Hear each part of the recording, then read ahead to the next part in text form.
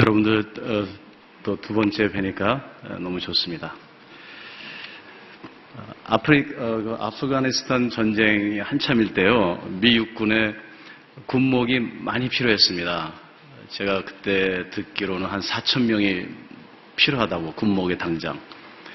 그래서 그 미주 한인 교회의 그 교단들이 교단적으로 군목을 파송했습니다.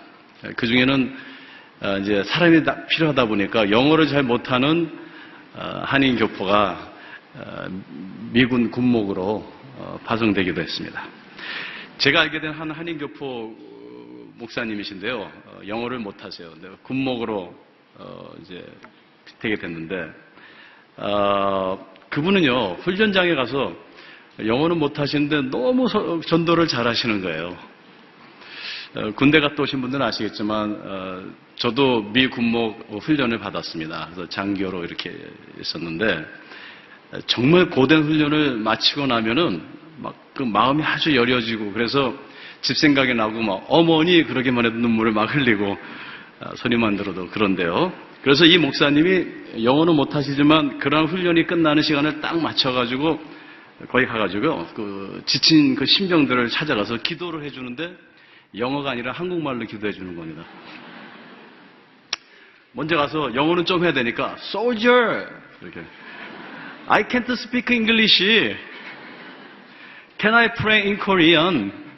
한국말로 기도해도 돼? 그럼 Yes sir, yes sir. 기도해 주세요. 그럼 딱 잡고요, 주여 하면서 가슴에 품고 막 울면서요, 그렇게 기도했대요. 막 그냥 한국말로 기도하는데 그냥 그 신병들이 막 눈물을 흘리면서 위로를 받고 치유를 받고, 나중에 그 군인들이 휴가를 집에 동네 시골에 가서요, 자기 목사님들한테 얘기를 해가지고 이 한국 군목 목사님을 부흥사로 부르는 겁니다. 그 전국을 다니시면서 그냥 한국말로 설교하면서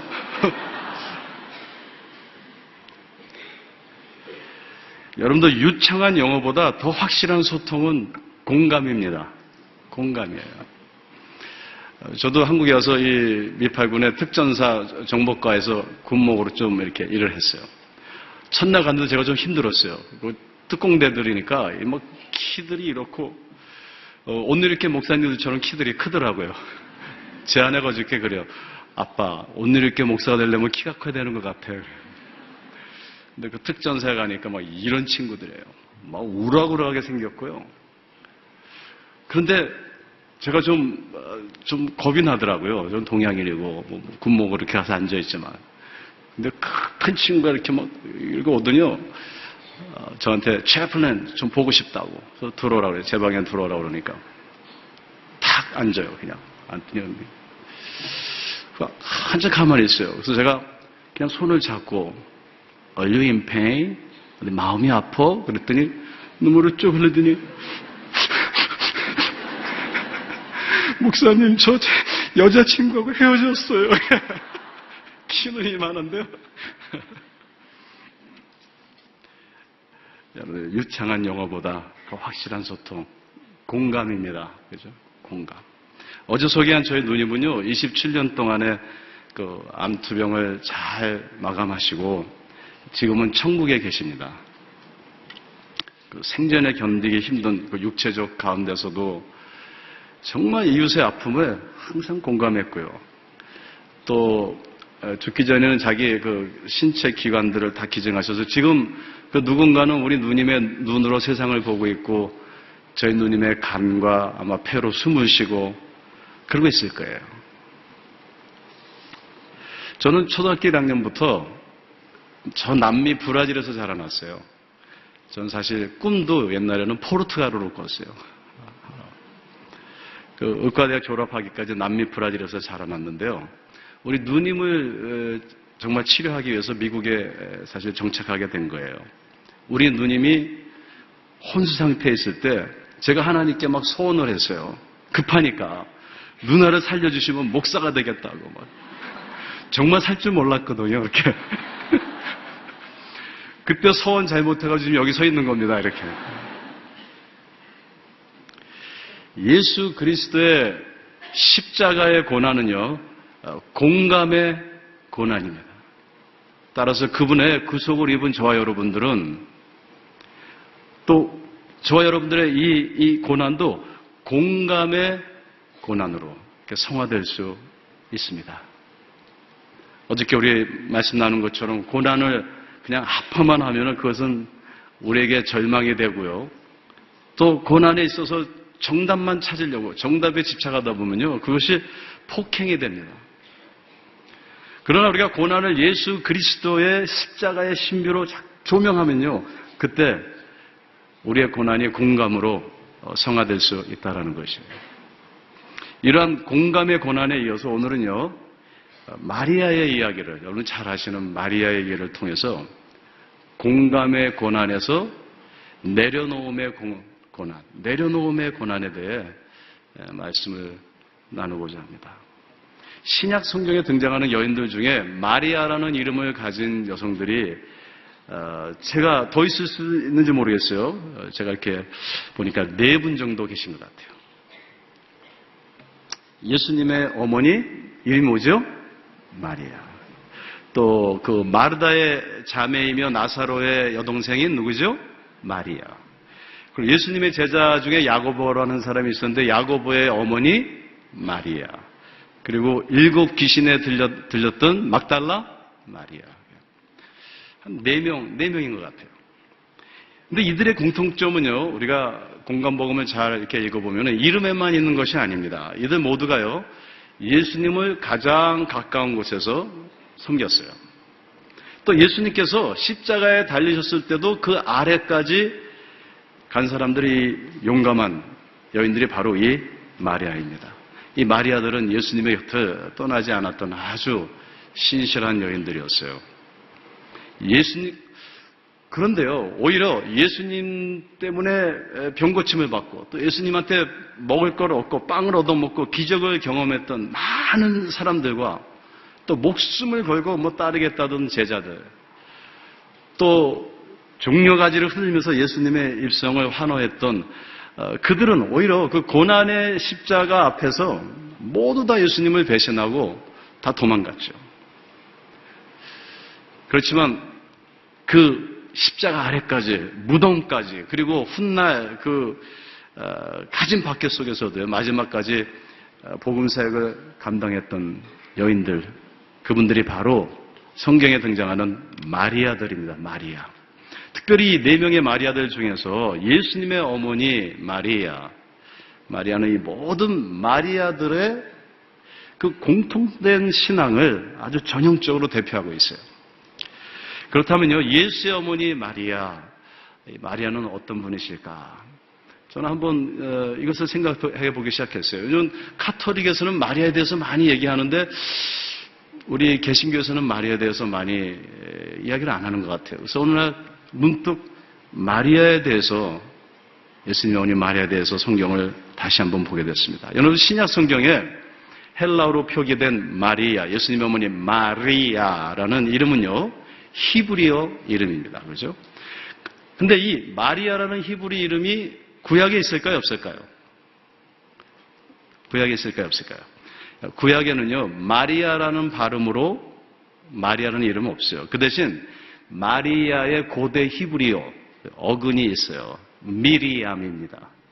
그죠? 미리암, 마리아, 그죠? 모세 누이 이름이 있어요. 성경에서 이 미리암이나 이 마리아라는 이름은 우리가 보통 생각하는 것처럼 그렇게 흔한 이름이 아닙니다. 우리는 마리아 그러면 굉장히 흔한 이름으로 알고 있는데, 그래서 우리가 워낙 마리아가 유명해서 그래요. 이렇게 흔한 이름이 아니에요. 구약에는요, 미리암이라는 단어가 딱 2번 언급되고요. 신약에서도 마리아라는 이름을 가진 그 여인들은 좀 전에 소개한 것처럼 4명에 불과합니다. 이 구약을 대표해서요, 모세의 누이 미리암, 그리고 신약을 대표해서 예수님의 어머니 마리아. 이 두 분이 다 뭐로 유명하냐면요, 이 두 분이 유명한 찬양을 했어요.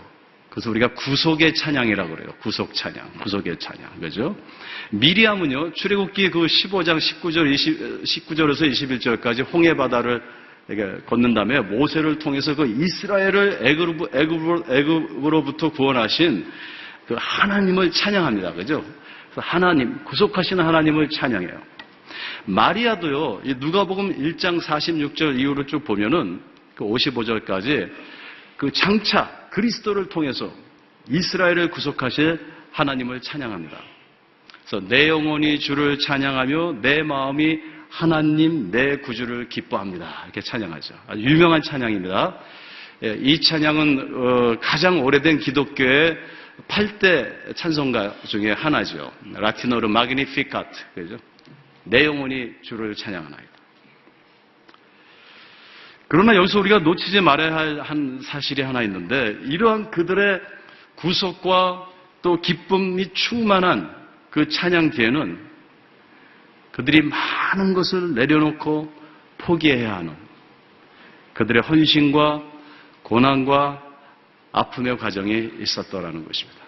그 찬양 뒤에 숨어있는 많은 내려놓음의 아픔입니다. 내려놓음의 아픔.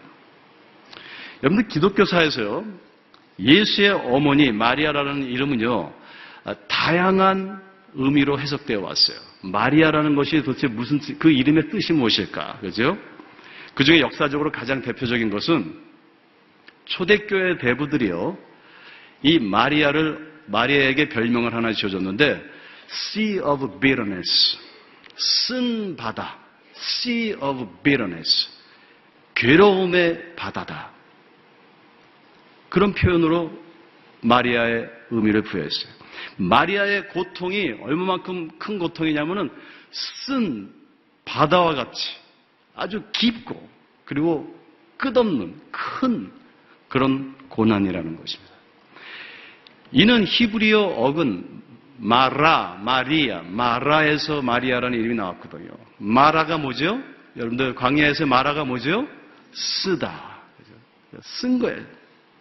그 마라에서 유래했기 때문에 그렇죠. 그래서 특별히 이 라틴 서구에서는 뭐 스페인, 포르투갈, 프랑스, 또 남미 카톨릭 국가에서는요, 마리아라는 이름이 많아요. 그죠? 카톨릭 국가니까. 근데 마리아라는 그 이름을 자주 독특하게 혼합형으로 부르는데, 예로 마리아 그럼 마리아 돌로로사.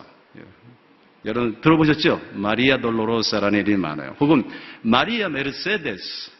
마리아 메르세데스, 스페인어에도 많이 있어요. 그럼 마리아에다가 왜 돌로레스를 붙였을까요? 돌로레스가 뭐죠? 돌로르, 아픔이죠. 비아 뭐라 그러죠? 돌로로사. 또 유명한 독일 자동차 벤츠의 이름이 뭐죠? 메르세데스, 마리아 메르세데스. 제가 독일에 있을 때 그 슈투트가르트에 벤츠 박물관에 있어요. 거기 가서 보니까 그 사장, 원래 이 벤츠 회사의 사장이 파운더였던 칼 벤츠. 그러니까 자기 딸 이름이 마리아 메르세데스. 그래서 그 딸의 이름을 따다가 첫 번째 차를 만들었더라고요. 메르세데스는 영어로 mercy라고 번역하셨죠. mercy, 연민. 이 마리아라는 이름에는요, 바다만큼 깊고 큰 마라, 쓰고 아픈 연민, 고난이 그에게 그 이름에 함축되어 있는 것입니다.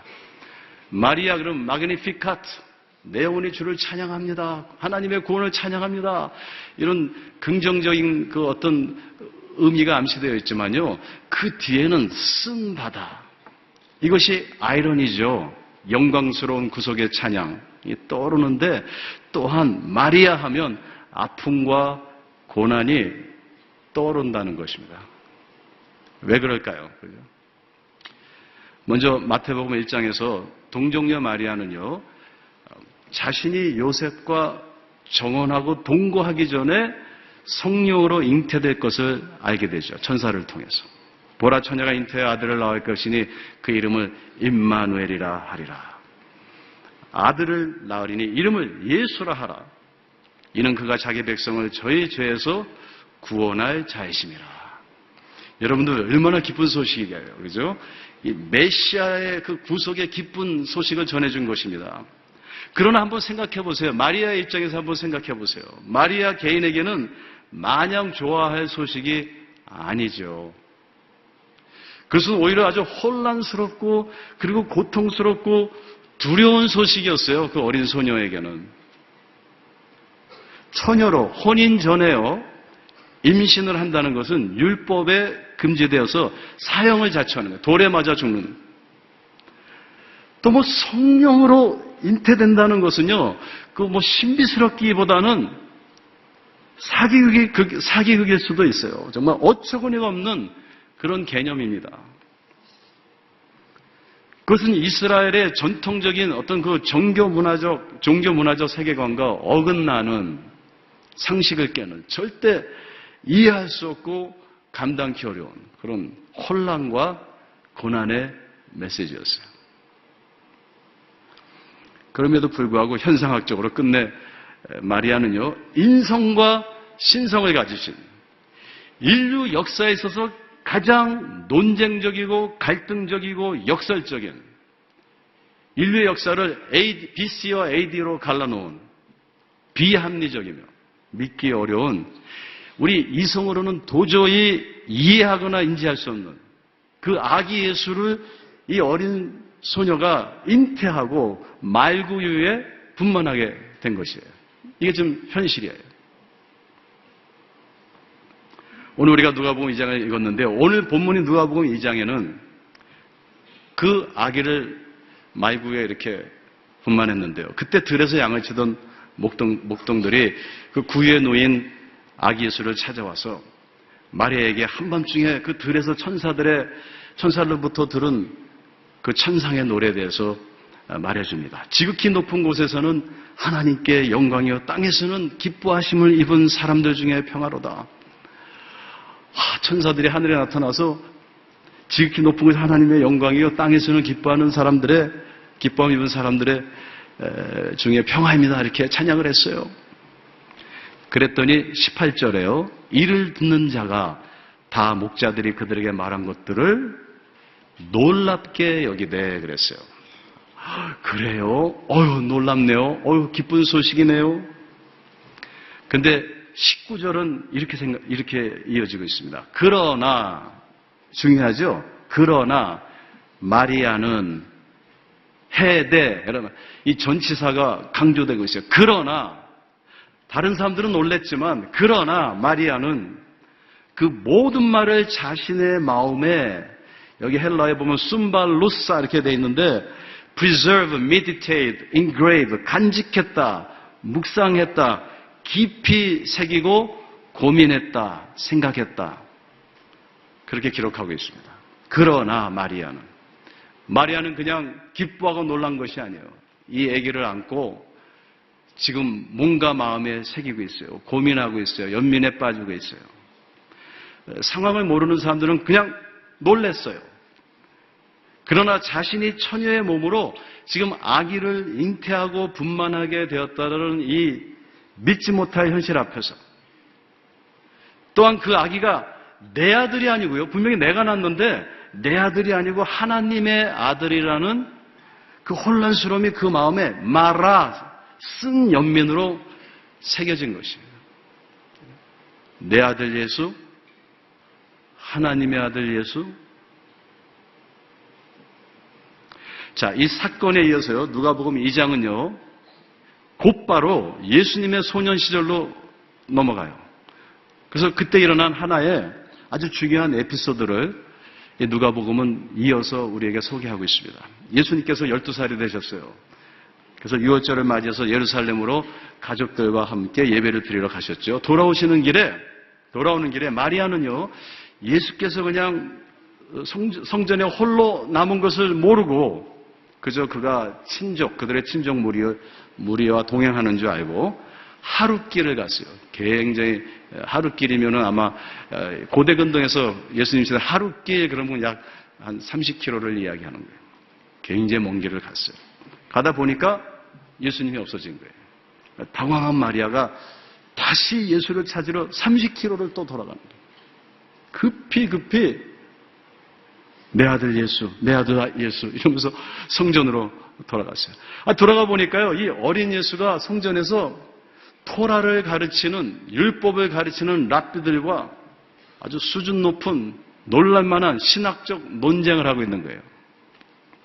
저도 좀 이런 아들 하나 있었으면 좋겠어요. 딱 12살에 신학 박사들 앉혀놓고 딱 이렇게. 그동안 마리아는요, 예수가 자신의 아들이지만 또한 하나님의 아들이라는 어떤 해결할 수 없는, 이해할 수 없는, 해결 안 되는 쓴 숙제를 마음에 새기고 고민하며 살아왔던 사람이에요. 근데 지금 이 어린 소년이 신학 박사들과 토론을 하고 있어요. 그 토론을 하고 있는데 과연 그러한 모습이 예수가 하나님의 아들이라는 것을 인증하는 것은 아닐까? 제가 다음에 천국에 가서 마리아에게 여쭤볼 거예요. 제 생각에 분명히 고민했을 것 같아요.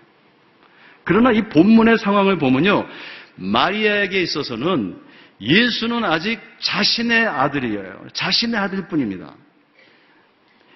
우리가 그거 어떻게 알 수 있냐면 2장 48절을 보면 알 수 있어요. 그냥 그 모습을 보자마자 지금 예수님께서 토라를 지금 논의하고 계신데 그냥 그걸 보자마자 다른 생각 없어요. 화를 내면서 하신 말씀이 그 모친이 가로되 아이야! 그래요.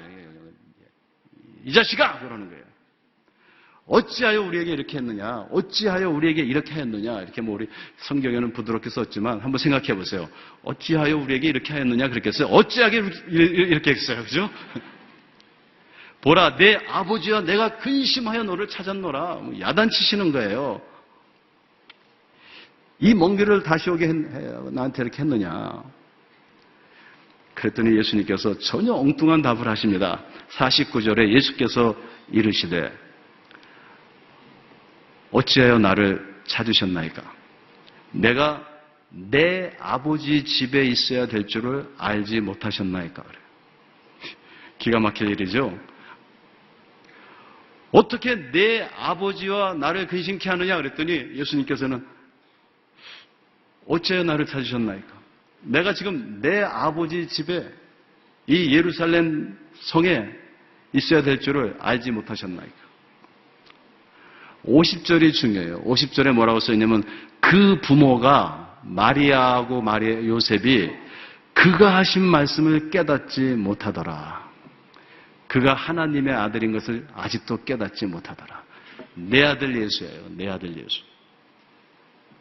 여러분들 그동안 갈등했던 그 마음에 새기고 생각했던 대로 그 예수의 그러한 모습을 보면서 과연 너는 내 아들이 아니고 인류의 메시아가 될 하나님의 아들이구나. 그러기보다는 내 아들이라는 그 집착에 그것을 이해 못했던 것이에요. 너는 내 아들이야, 내 아들. 내 아버지의 집은 예루살렘이 아니고 나사렛이야. 이것을 지금 강조하는 거예요. 그러면서도 뭔가 마음에 아픔이 있어요.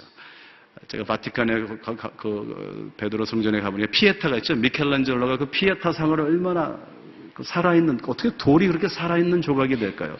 마리아가 예수님을 무릎에 품고 그 연민에 빠진 비에타가 mercy라는 말이죠. 그리고 이 마리아의 마음은 항상 뭔가 해결 안 되는 게 있어요. 이게 내 아들인가 하나님의 아들인가, 그죠? 세월이 흘러서 요한복음 2장에 보면요, 이제 30세 장년이 되신 예수께서 어머니 마리아와 함께 가나 혼인 잔치에 청함을 받아서 가시게 됩니다. 그런데 거기에 포도주가 떨어졌어요. 그때 우리는 참 이해할 수 없는 마리아의 이상한 행동을 목격하게 되죠. 잘 보면요, 청빙을 받아간 그 잔치집에 포도주가 떨어졌는데 그 일과는 아무 상관도 없는 자신의 아들 예수한테 그 사건을 알리는 거예요. 왜 그랬을까요? 한번 여러분 생각해 보셨어요? 저는 그냥 성경을 읽으면서 많이 상상을 해봤어요. 제가 틀릴 수도 있어요. 근데 해필이면 왜 예수님과 같이 갔는데 그 아들에게 포도주가 떨어졌다고 아무 상관없는 사람들이 이야기를 했을까요? 그동안 지난 30년 동안 성경에는 기록되어 있지 않은 많은 그러한 예수님의 모습을 마리아는 보았을 거예요.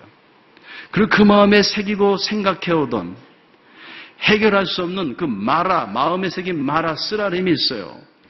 그것은 천사가 전해준 곧 예수가 자신의 아들이 아닌 하나님의 아들이라는 그 이해할 수 없고 인정할 수 없는, 용납할 수 없는 그런 사실인 것이에요. 그럼에도 불구하고 마리아는요, 이 가나 혼인의 잔치 상황을 그녀의 마음에 새긴, 그죠? 그 쓰라린 마라의 딜레마를 푸는 그런 계기로 삼는 것을 우리가 볼 수 있어요. 포도주가 떨어졌는데 예수가 어떻게 하나 한번 보자.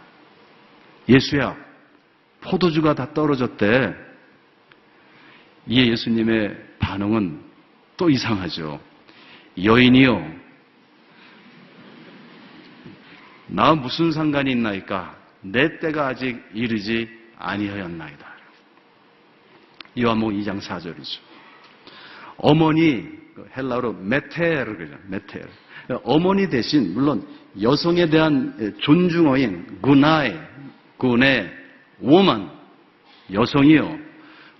보통 스페인 사람들 시뇨라, 구나이, 그 여인이라는 직유를 사용하시면서요. 그 포도주가 나와 무슨 상관이 있는 것이지요? 어머니, 왜 포도주에 대해서 그걸 나한테 얘기하시죠? 왜? 나와 무슨 상관이 있죠? 왜 그것을 물으시죠, 저한테? 이는요, 마리아의 질문의 의도를 예수님이 아시는 거예요. 어머니, 여인이요, 어머니하고 좀 멀어졌어요. 내 때가 아직 이르지 아니하였나이다. 나는 당신의 아들이 아니고 하나님의 아들입니다. 그러나 그 포도주가 예표하고 있는 것, 곧 나의 피를 십자가에서 흘릴 때는 아직 아닙니다. 아주 수사학적인 대답이에요. 그죠? 리토리컬한 거예요. 그럼에도 불구하고 마리아는요, 그동안 마음에 새겨왔던 그 마라의 그 갈등을 확실하게 해결해 보려고 작정한 것 같아요. 그래서 5절에 보니까 예수님께서 이렇게 말씀하셔도 하인들을 불러다가 하인들에게 이르되 너희에게 무슨 말씀을 하시든 그대로 하라. 내 아들은 특별한 아들이야. 내 아들이 너희들한테 무슨 이야기를 하든 간에 그대로 하라. 여러분들, 예수가 이제 더 이상 나의 아들이 아니라 하나님의 아들임을 인정하려는 그런 사건으로 우리가 볼 수 있어요. 12살 때 일어난 사건과 이 가나 혼인잔치의 사건을 비교해 보면요, 마리아의 그 행동 방식이 전혀 달라요. 그죠? 이는 나의 아들 예수를 버려야 하는, 견딜 수 없는 고통의 시간이에요. 공관복음서를 우리가 면밀하게 총괄적으로 읽어보면요, 바로 이 가나의 사건 이후부터요, 예수는 어머니 마리아를 공식으로 떠나가지고 하나님의 아들로서 공생애를 시작하십니다. 그러니까 이 가나의 사건이 이 중요한, 그죠? 그 반환점의 사건이라고 우리가 볼 수 있죠. 이후 마태복음 12장에 보니까 이제 예수님은 마리아를 떠났어요. 근데 소문이 들려옵니다. 근데 소문에 나를 떠났지만 그래도 내 아들인 그 예수가 미쳤다는 말이 이렇게 도는 거예요. 예수가 미쳤다. 어머니 마리아가 그 말을 들었을 때 어땠을까요? 가슴이 쪼여오고 찢어집니다. 마음에 새긴 쓰라림이 있어요. 내 아들 예수가 미쳤다고? 너무나도 그 아들이 보고 싶어서 나를 잡아서 마리아는요, 예수의 동생들을 데리고 예수님이 말씀을 전하고 계신 곳을 수소문해서 찾아갑니다. 아침에 김밥도 말고, 다 알겠어요. 저희 어머니도, 1년에 한 번씩 오시는데요, 87 되신 어머니께서 이만한 가방을 이번에도 4개나 가져오셨어요. 산더미. 그 안에다가 밀가루, 빵가루, 한국에 있는 거 다 가져오셨어요. 다 있는 거. 아들 해먹이시겠다고. 우리 어머니 아주 항상 하시는 요리가 있어요. 만두, 녹두, 또 브라질의 꼬시냐라는 게 있어요. 여러 가지가 있는데 그것도 가져오셨어요. 지금 우리 집에 막 쌓여 있어요. 가서 그거 또 먹어야 돼, 내일도. 아마 이 마리아도 음식을 싸가지고 동생들을 예수님의 말씀을 전하고 계신 곳을 수소문해서 찾아갑니다. 가보니까요, 얼마나 사람들이 많이 모였는지 마리아의 마음이 좀 안심도 되고요, 위로도 되고요. 그래도 내 아들이 그래도 저기 많은 사람들에게 말씀을 전하고 있구나, 기분이 아주 좋아요. 그런데 그들이 가까이 와 있는 모습을 보고 어떤 사람이 예수님께 뛰어가서 47절에 보니까 예수여 보소서 당신의 어머니와 동생들이 당신께 말하려고 지금 밖에 서 있나이다. 이렇게 47절에 얘기하셨습니다. 예수께서 가라사대 누가 내 어머니이며 내 동생들이냐 하시고 손을 내밀어 제자들을 가리켜 이르시되 나의 어머니와 나의 동생들을 보라. 누구든지 하늘에 계신 내 아버지의 뜻대로 하는 자가 내 형제요 자매요 마지막 단어가 중요해요. 어머니이니라. 이렇게. 그 말을 들은 마리아가 전 상상해 봤어요. 얼마나 섭섭했을까. 얼마나 섭섭했을까. 예수님은 쳐다보지도 않았어요. 누가 내 어머니냐? 하늘에 계신 나의 아버지의 뜻대로 행하는 자가 내 어머니니라. 그렇게 가슴을 조이고 찾아온 어머니를 어머니로 인정하지 않는 것이에요. 마리아에게 있어 하나님의 아들을 믿는다는 것은요, 내 살덩어리인 내 아들 예수를 철저하게 내려놓아야 하는 것이에요. 마라의 쓰라린 고통이에요. 끝내 마리아는요, 십자가 아래서요, 온몸이 찢기고 피로 범벅이 된 처참히 죽어가는 내 아들 예수를 목격하게 돼요. 내 아들 예수가 지금 십자가에서 죽고 있어요. 온몸이 채찍으로 찢어졌고요. 그 아들의 손과 발이 못 박혀 갈라지고 있고요. 저도 딸을 한 명 키우는데 한번 우리 애가 이렇게 다쳐서 피가 나오니까요. 저는 뭐 의사였으니까 피로 안 보이는 사람인데 내 딸이 피를 흘리니까 정말 제가 흘리고 싶더라고요. 과시간에 찔려서 그 얼굴은 피로 알아볼 수 없고요. 옆구리에는 창구멍에서 피도 모자라 진물이 흘러나오고 철저하게 자신의 생명보다 더 귀하게 여겼던 그 아들을 십자가에서 온전히 잃어버린 것이에요. 근데 보세요. 바로 그 내 아들 예수를 온전히 내려놓은 순간 하나님의 아들 예수를 만나게 된 것이에요. 예수께서 숨을 거두시기 전에 십자가 아래 와 있는 그 어머니 마리아와 제자 요한을 바라보시면서 이렇게 말씀하십니다. 이거 굉장히 중요해요. 왜냐면요, 저는 성경을 읽을 때 우리 학생들에게 항상 그렇게 얘기해요. 부분적으로 읽지 마세요. 성경은 요한복음 3장 16절만 읽지 마세요. 요한복음 다 읽으세요. 저는 그래서 되도록이면 설교를 할 때 어떤 본문을 잡으면은 일단 그 본문을 생각하기 전에 총체적으로 잠깐만 읽어봐요. 어느 때 시간이었으면 이거 끼고 이어폰을 끼고 읽어봐요. 여러분들 이 공간복음, 요한복음 전체를 읽어보고 그 안에서의 지금 예수님께서 십자가 아래 와 있는 마리아와 제자에게 하신 말씀을 우리가 한번 생각해 봐야 돼요. 19장 16절 20절에 보면 여자여 보소서 아들이니이다. 여러분 그동안 예수님은 저는 하나님의 아들입니다. 당신의 아들이 아니에요. 이렇게 얘기하셨어요. 근데 십자가에서 여자여 보소서 아들이니이다.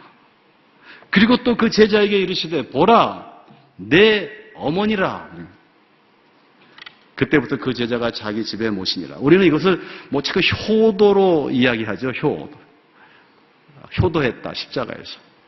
맞는 말이죠. 그렇지만 사실 공간복음 전체 안에서 보면 그 효도 이상을 여긴 지금 중요한 메시지를 암시하고 있는 것이죠. 이것은 단순히 마리아를 모시라는 말이 아닙니다. 그죠? 여러분들 마리아에게는 다른 아들들도 있었어요. 그리고 히브리인들의 전통에서 다른 아들들이 있는데 그 마리아를 요한에게 보낼 필요가 없어요.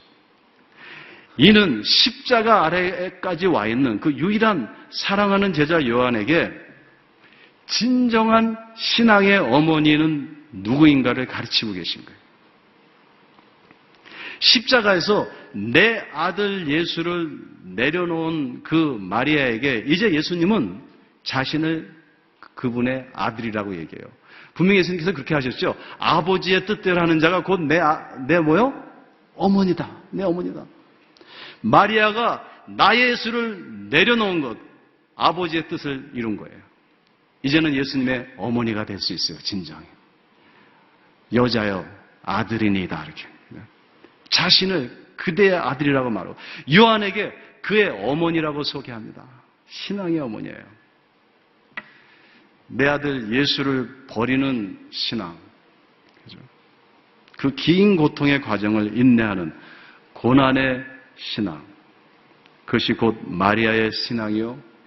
참된 어머니의 신앙이요. 그러한 신앙을 가진 우리 모두는 그녀의 아들이라는 것입니다.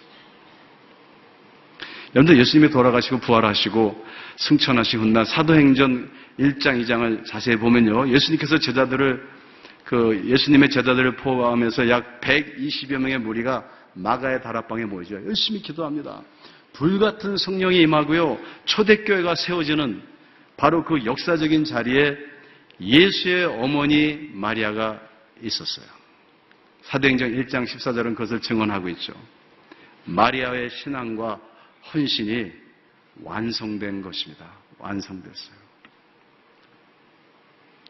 여러분들, 우리는 어떤 신앙을 갖고 있나요? 내 아들 예수, 내가 원하는 걸 해줘야 되는 예수, 나에게 복을 줘야 되는 예수, 내 맘대로 할 수 있는 예수, 아니면 나의 예수를 내려놓고 하나님의 아들 예수, 하나님의 아들 예수. 저는 이 고난주를 맞이해서 우리가 다시 한번 생각해 봤으면 좋겠어요. 과연 나에게 예수는 누구인가? 내 아들 예수인가? 하나님의 아들 예수인가? 저희 학교에서 교회론을 가르치시는 교수님이 한번 그런 말씀 하시더라고요. 저희 학교는 외국인 학생들을 가르치니까 한국 학생들도 좀 섞여 있어요. 그래서 교회론 시간 때 교회는 무엇입니까에 대해서 글로 좀 써보라고 한두 줄 종이를 다 놓아주면요. 항상 한국 학생들은 교회는 그리스도 공동체의 교제가 있는 곳, 하나님의 축복이 있는 곳, 우리가 정화되는 것, 성화되는 것, 이런 글들을 많이 쓴대요. 근데 놀라운 것은 그 대다수의 외국인 학생들은 교회는 고난이 있는 곳, 이렇게 쓴대요. 교회는 고난이 있는 곳. 파키스탄에서 온 여학생이 저한테 한 번은 그냥 울어요. 왜 우냐 그러니까 서울 와서 이렇게 보니까 십자가가 자유롭게 여기저기 있어서 너무 눈물이 나요. 십자가가 여기저기 자유롭게 있어서 눈물이 난대요. 한 달에 한 번 정도 예배 보는 시간에 파키스탄에는 그 교회가 폭발하잖아요. 와서 교회 아침에 갈 때 승교하는 마음으로 간대요. 교회가 무엇입니까? 고난이요. 이렇게 고난이요. 우리의 신앙이 성화되는 그 과정에서 우리는 모두 마리아도 같이 내 아들 예수와 하나님의 아들 예수 사이에서 갈등합니다. 분명한 것은 내 마음대로 내가 원하는 것을 해주는, 내가 좋아하는 내 아들 예수를 철저히 버리지 않는 이상은요, 내려놓지 않는 이상은 내 아들 예수 외에는 하나님의 아들 예수를 볼 수 없다라는 것입니다. 저에게도 딸이 한 명 있는데 제가 이 간증을 우리 오늘 이렇게 부목사님들에게 드렸는데 우리 딸이 그래요. 아빠 내 얘기는 좀 하지 마 어디 가서. 그래서 제가 여기 오기 전에 메시지를 보냈어요. 한나야 내 오늘 저녁 설교하는데 좀 네 얘기 조금 해도 돼? 아직까지도 메시지가 없어요. 답이 없어요. 이렇게 올라오기 전에도 체크받는데 없어요. 그냥 해버릴 거예요. 집에 가서 야단 맞고. 저는 딸이 하나예요. 애를 많이 낳고 싶었는데요. 어떻게 하나님께서 딸 하나만 주셨어요. 어려서부터 사랑으로 키웠어요. 그러니까 얼마나 그냥 걔가 잘 때도 가서 이렇게 그냥 보고 너무 예뻐서 그래서 저는 애를 5명 낳고 싶었어요. 그래서 이름을 미리 전놨죠. 여러 개죠. 그런데 한 명만 낳았어요. 그래서 이 애를 어떻게 키울까? 너무 사랑스러운 거예요. 근데 한참 태어났을 때 우리 아내는 의과대학을 가고 저는 신대원을 가고 이래가지고 너무 바쁘니까 애를 할머니한테만 맡겼어요. 그 90 넘으신 할머니가 우리 애를 데리고 또 미국에서는 집에서 하루 종일 그 사극 비디오 보시는 거예요. 하루 종일 이렇게 싸. 근데 한번 제가 주말에 데리러 갔더니 아빠 성흥이 망가 가옵나이다 이래요. 근데 그리고 뭐 놀이하는 거 보면 보는 대로 해요. 제가 아빠가 목사니까 이렇게 뭘 하나 올려놓고 설교를 막 이렇게 하고요. 그 다음에 저한테 그래요. 헌금을 많이 달라고. 그래서 왜 그러니까 그게 다 아빠한테 가잖아. 그래요. 그래가지고 유치원에 보냈어요. 유치원에 제가 주말에 가서 데려오고 애를. 근데 그 한국말만 하고 자라나서 미국에서 태어났는데 영어를 못하는 거예요. 그래서 유치원에 갔는데 왜 백인 아이들만 있으니까 잘 이렇게 민거를 못해요. 우리 뭐 걱정하면 안 다녔어요. 근데 1년 지나고 초등학교 1학년 올라가려고 그랬더니 선생님이 불러가지고 저한테 이 애가 영어를 잘 못하고 아이들하고도 이거 참 문제가 있다. 엄마 아빠는 다 영어를 하고 그런데 어떻게 애가 미국에서 태어났는데 영어를 못하냐고. 우리 아이의 그 한국어는 사국어 수준이죠. 2조 시대. 그래가지고 우리 아내랑 고민을 하다가 얘를 그냥 그 유치원을 재수시켰어요. 제 딸이 이래봐도 유치원 때부터 재수하나요. 그래가지고 재수를 하고 1학년 올라갔어요. 근데 얘가 수학을 좀 못해요. 이렇게 가르쳐줘도 저하고 아내는요 수학을 너무 잘했어요. 우리 아내가 SAT 수학도 가르치고요. 저는 고등학교 때 대학 수학을 다 했어요. 그래서 우리 딸은 자연스럽게 이 DNA가 수학적으로 잘하죠. 아무 걱정을 안 한 거예요.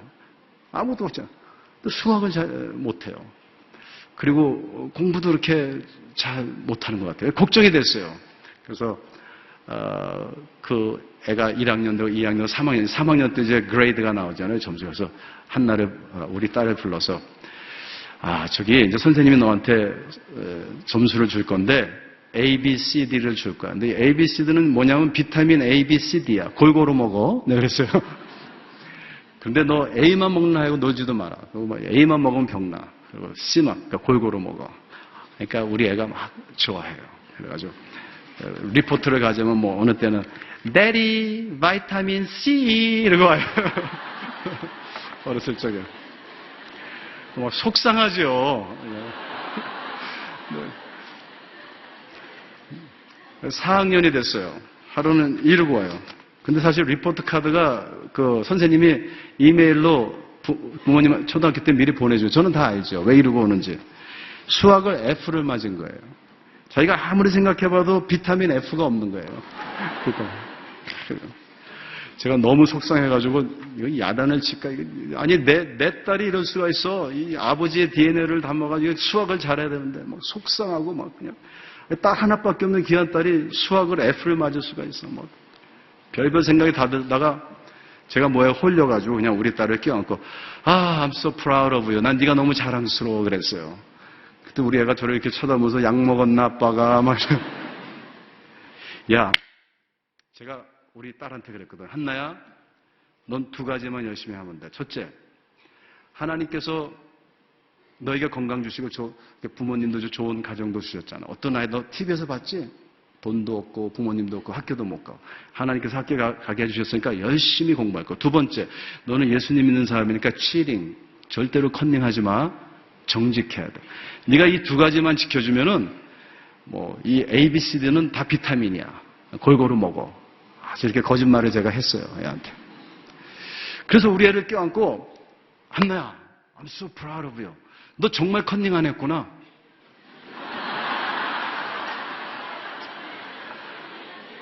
그랬더니 우리 애가 아빠 F가 뭔지 알아? Fantastic 한 거야 그래.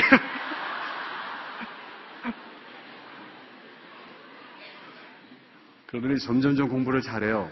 괜찮게 뭐 아주 잘하는 게 아니라 average 잘해요.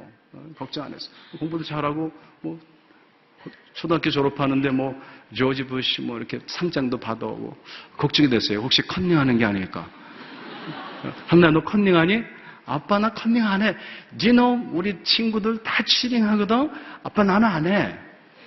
우리 애가요 아주 솔직하고 밝고 뭐든지 엄마 아빠한테 와서 숨기지 않고 얘기하는 그런 예쁜 딸로 자라나는 거예요. 고등학생이 됐어요. 고등학교가 됐는데 고등학교 2학년 때 자기가 이제 어느 대학교에 어플라이를 하겠대요. 근데 거기는 점수가 잘 나와야 되니까 수학 특별히 잘 나와야 되니까 언어 클래스로 들어가겠대요. 미국에는 같은 수학반이라도 높은 반이 있고 낮은 반이 있거든. 좋은 학교는 언어 들어가야 돼. 제가 속으로 너는 힘들 텐데 수학이 안 되네. 본인이 들어갔어요. 도전을 했어요. 열심히 공부를 했어요.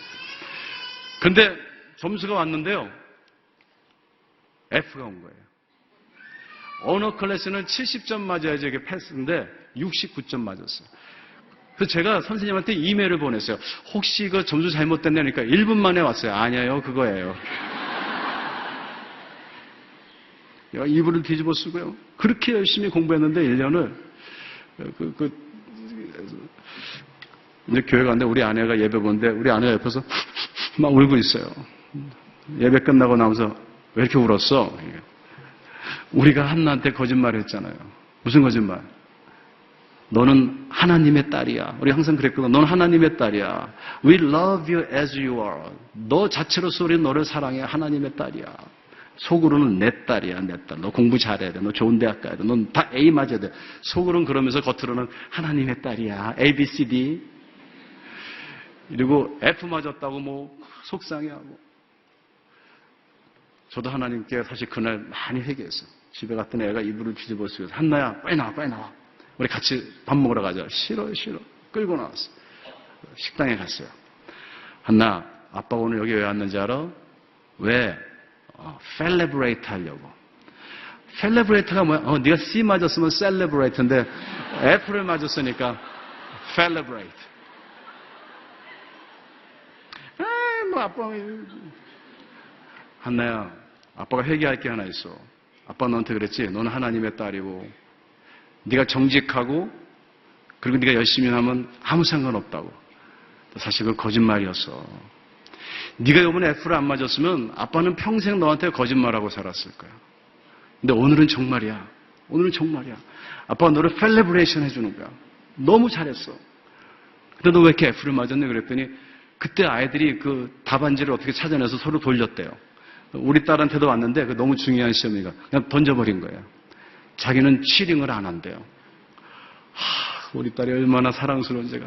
한나야, 정말 이건 셀레브레이션이야. 그 이후로요, 그 아이가 여러 가지 일들을 통해서 이제 학교에다가 어플라이를 하는데 엄마가 다녔던 대학에다가 다 어플라이를 했어요. 근데 에세이를 썼는데 에세이 제목이 Celebration. 그리고 거기다가 제가 여러분들한테 이야기한 이야기를 다 썼어요. 다 쓰고 이 세상은 정직하게 살 때는 페일할 수도 있다. 나는 수학을 좀 못합니다. 열심히 하지만 그렇지만 이 세상은 정직하게 살 때 실패할 수 있습니다. 그렇지만 만약에 저를 여기서 뽑아주시면 내가 열심히 공부해서 그런 사람들을 encourage 해주는 그런 celebrate 해주는 사람이 되겠습니다.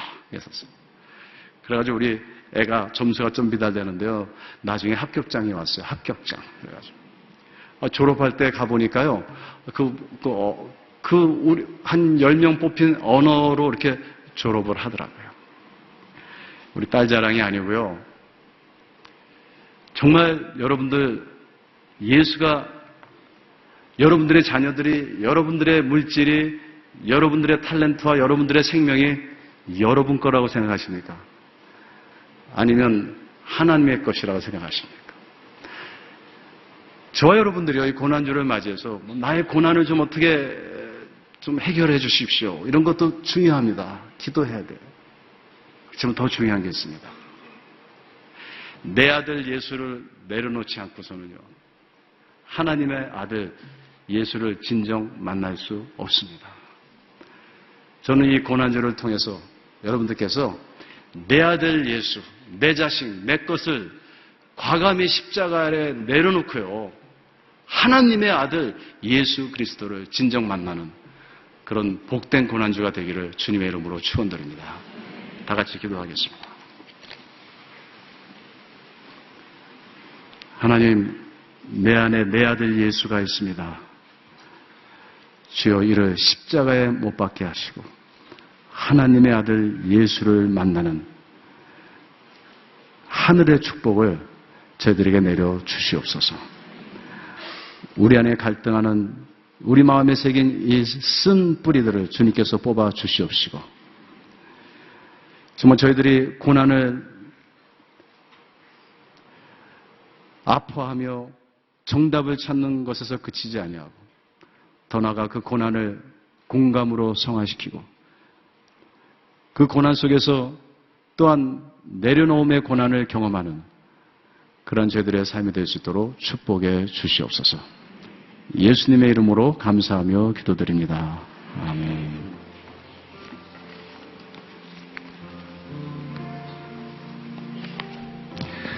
우리 시간 말씀을 기억하며 기도하기를 원합니다. 오늘 마리아의 인생에 대해서 우리가 보았습니다. 그 인생은 내려놓음의 과정이었습니다. 자신의 아들에서 메시아인 예수 그리스도로 자신의 아들을 내어드릴 때 그는 진정한 어머니가 되었습니다. 그 과정은 너무나 고통스러운 쓰라림이 있는 과정이었습니다. 우리 이 시간 기도할 때 주님, 내가 묻고 있고 내가 가지고 있고 내가 잡고 있는 그것을 내려놓기를 원합니다. 하나님, 주님을 향해 그 십자가를 향해 나아가기를 원합니다. 예수의 십자가가 그 내려놓음의 완전한 모델임을 다시 한번 고백할 때 하나님, 오늘 내가 붙잡고 있는 것이 무엇입니까? 주님을 사랑한다고 고백하지만 하나님, 내가 포기하지 못하고 아직도 주님 붙잡고 있고 주님 요구하고 있고 포기하지 못하는 것은 무엇입니까? 이 시간 주님, 우리의 마음 가운데 깨닫게 하여 주시옵소서. 이 시간 우리 자신의 마음을 내려놓게 하여 주시옵소서.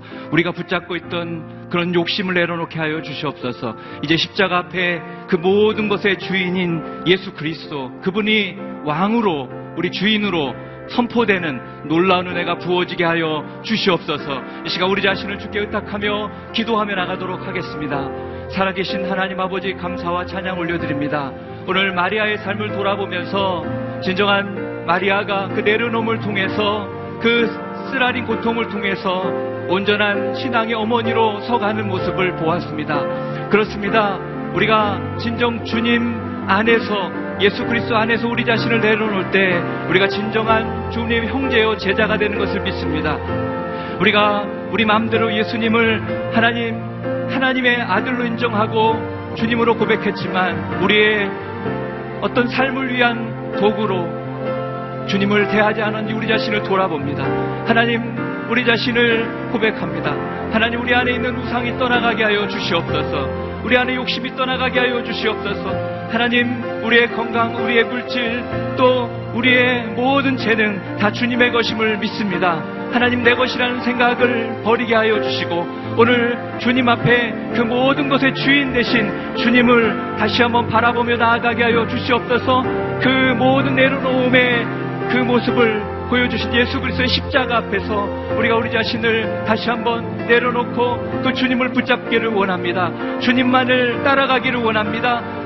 우리의 쓰라림이 세상 것을 얻지 못하는 쓰라림이 아니라 주님 앞에 그것을 포기하고 주님을 따라가는 그런 고통이 되게 하여 주시옵소서. 그럴 때 우리가 진정한 주님의 제자로 서기를 원하오니 성령님 임하여 주시옵소서. 우리가 진정한 주님의 제자가 되기를 원합니다. 주님의 형제가 되기를 원합니다.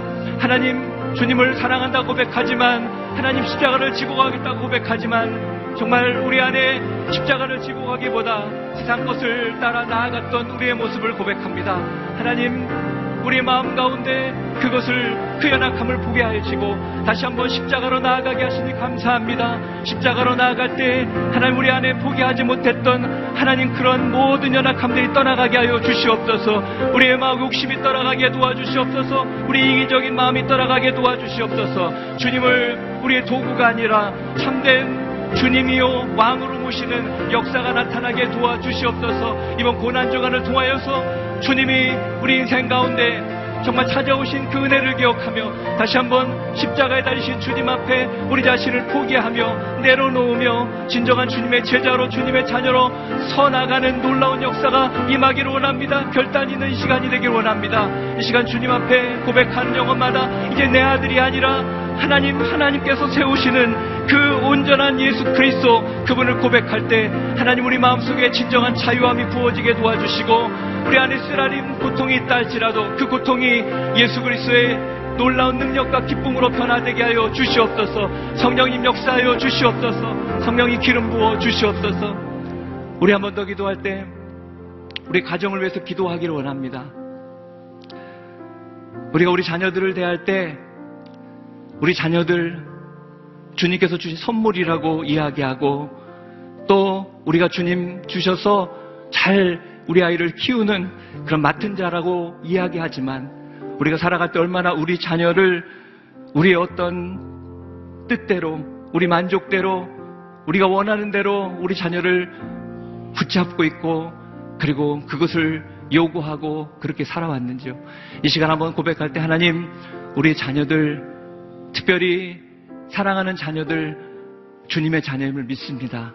그 아이들의 미래가 주께 있음을 믿습니다. 그 아이들의 비전이 주께 있음을 믿습니다. 오늘 그것을 인정하고 나아갈 때 하나님 나를 주장하기보다 내 욕심을 주장하기보다 예수 그리스도의 뜻을 기억하며 그분이 무엇을 원하는지를 자녀들에게 이야기 나누고 선포하는 그런 역사가 부어지게 도와주시옵소서. 그래서 우리 아이들 가운데 갈등하는 아이들, 세상 가운데 고민하는 아이들이 주님의 사랑 가운데 다시 한번 깨닫게 도와주시고 주님 앞으로 나아갈 수 있도록 성령님 붙들어 주시옵소서. 우리 자녀들을 붙들어 주시고 인도하여 주시옵소서. 시간 우리 자녀를 위해서 한 번 더 송송으로 기도하며 나가도록 하겠습니다. 기도하겠습니다. 사랑하시는 하나님 아버지, 이 시간 특별히 우리 자녀들을 위해 기도하기를 원합니다. 하나님이 이 땅 가운데 귀한 자녀들을 우리에게 주셨습니다. 하나님 우리에게 맡겨주셨습니다.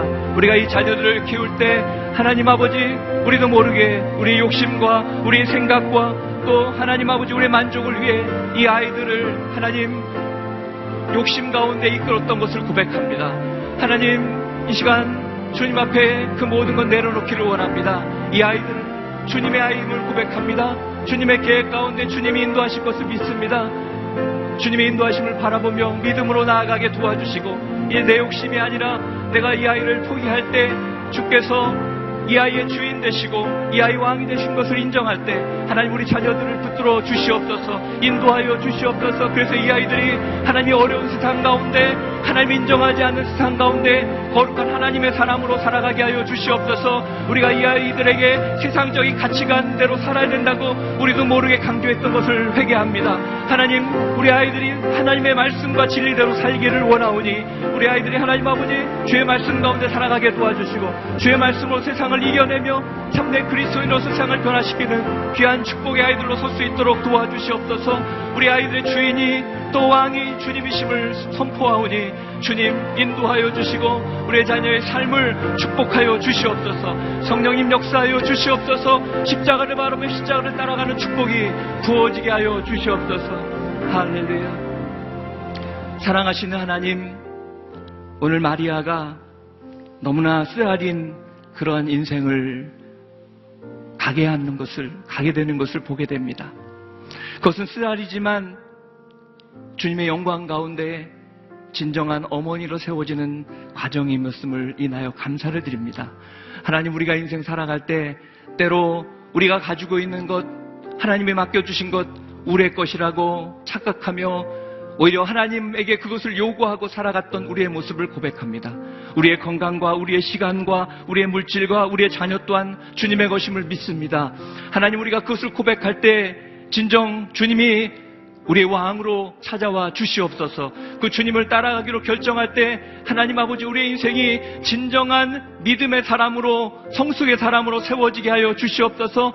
세상 사람처럼 가졌던 세상의 욕심들 하나님 다 십자가에 못 박기를 원합니다. 하나님 주님의 그 십자가를 우리도 지고 가기를 원합니다. 희생의 십자가, 사랑의 십자가, 용서의 십자가, 내려놓음의 십자가를 오늘 우리가 붙잡고 나아갈 수 있도록 축복하여 주시옵소서. 그 십자가를 바라볼 때 우리 안에 우리 모든 죄가 온전히 회복될 뿐만 아니라 씻음받을 뿐만 아니라 다시 한번 예수 그리스도를 나의 주인으로 왕으로 선포하고 고백하는 놀라운 축복이 부어지게 하여 주시옵소서. 인도하여 주시옵소서. 그렇게 행하신 께 주께 감사를 드리며 예수님 이름으로 기도하옵나이다. 아멘. 우리 다 같이 그 자리에 일어나셔서 봉헌 찬양 드리도록 하겠습니다.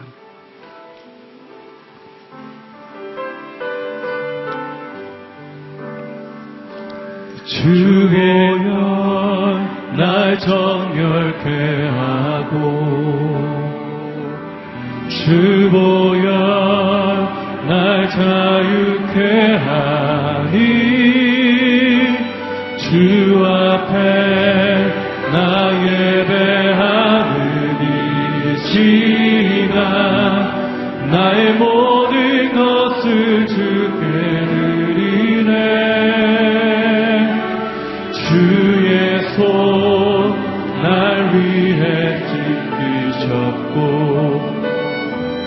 주의 발 날 위해 박히셨으니 이제는 내가 사는 것이 아니요 오직 주를 위해 사는 것이라.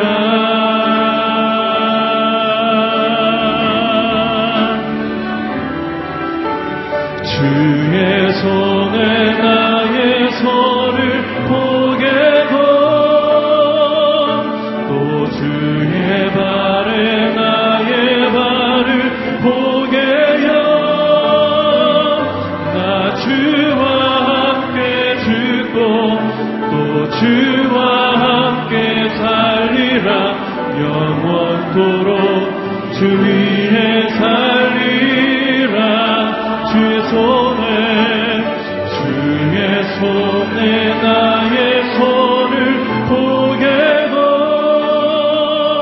또 주의 발에 나의 발을 포개어 나 주와 함께 죽고 또 주와 함께 살리라. 영원토록 주 위에 살리라. 주 위에 살리라.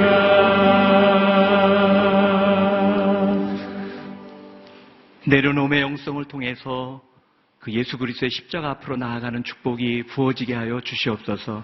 이 시간 주님을 사랑하며 십자가를 기억하며 주님의 은혜에 감사함으로 예물을 드립니다. 이 예물이 쓰이는 곳마다 하나님의 나라가 이 땅 가운데 임하게 하시고 십자가의 사랑이 선포되는 놀라운 축복이 부어지게 하여 주시옵소서. 이제는 우리 구주 예수 그리스도의 은혜와 하나님 아버지의 그 크신 사랑과 성령님의 교통 인도하심의 은혜가 내려놓음의 영성을 통해 날마다 십자가를 바라보며 십자가의 능력으로 살아가기를 소망하는 사랑하는 성도들 머리 위에와 그 가정과 일터 위에 그리고 복음을 위해서 수고하시는 선교사님들 위해 이제로부터 영원까지 함께 하시기를 간절히 축원하옵나이다. 아멘.